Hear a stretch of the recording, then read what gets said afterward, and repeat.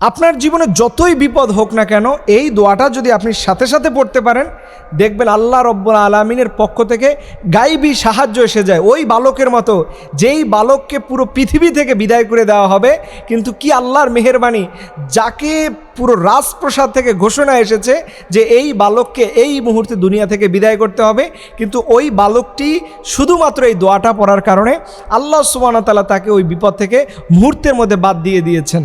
দেখেন, আমরা অনেক সময় বিপদ হয়ে যাওয়ার পরে আমরা মানুষের কাছে দৌড়াই, ফেসবুকের মধ্যে স্ট্যাটাস দিই, আমরা মানুষের কাছে নিজের দুঃখ কষ্টর জ্বালার কথাগুলো বলতে যাই। মানুষ শুনে মনে মনে বলে এটাই তো ভালো হয়েছে, তোর জীবনে এটাই দরকার আছে।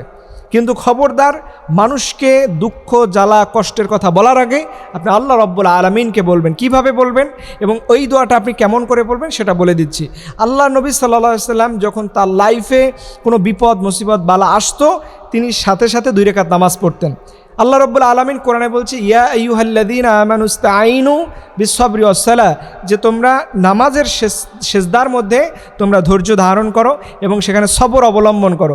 আপনার বিপদ হয়েছে, ধৈর্য ধরেন আগে। এরপরে রাসূল করিম সাল্লাল্লাহু আলাইহি সাল্লাম বুখারীর 3617 নম্বর হাদিসের মধ্যে এই দোয়াটা বলে দিয়েছেন যে এই দোয়াটা পড়তে পারলে ওই বান্দার পুরো দুনিয়াতে তার কোনো কষ্ট হবে না। আল্লাহর নবী শিখিয়েছেন, আপনি দোয়াটা যারা পারেন না আমার সাথে বলুন, আল্লাহুম্মা কফিনিহিম বিমা শি'তা, আল্লাহুম্মা কফিনিহিম বিমা শি'তা। কত সহজ দোয়া, আল্লাহুম্মা কফিনিহিম বিমা শি'তা।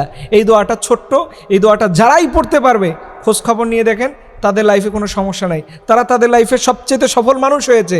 এর জন্য আমি আপনাদেরকে অনুরোধ করে বলবো, যে যেখানে থাকেন, যেই অবস্থায় থাকেন না কেন, এই দোয়াটা মুখস্থ করে নেবেন। কারণ কখন কোন সময় আমাদের লাইফে বিপদ চলে আসে এটা আমরা কেউ জানি না।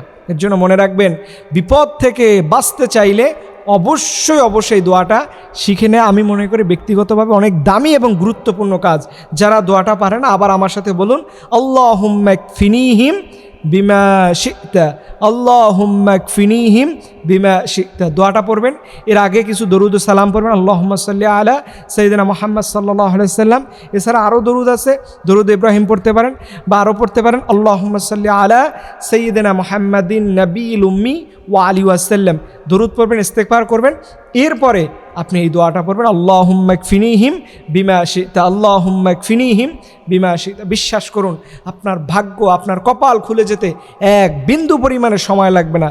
এর জন্য প্রিয় ভাইয়েরা, আমরা যেন আমাদের লাইফে, আমাদের জীবনের সবার আগে দোয়াকে অগ্রাধিকার দেই। কারণ দোয়ার মাধ্যমে রয়েছে কল্যাণ, দোয়ার মাধ্যমে রয়েছে মুক্তি, দোয়ার মাধ্যমে রয়েছে সফলতা। আপনি চেষ্টা করবেন, পাশাপাশি দোয়া পড়বেন, চেষ্টা করবেন, দোয়া করবেন। চেষ্টা এবং দোয়া যখন একসাথে এক গতিতে এগিয়ে যাবে, আপনার লাইফ তখন সফল হয়ে যাবে। আপনি আপনার মাকসাদে পৌঁছাবেন, আপনার জীবনের সফলতার মুখ দেখতে পাবেন।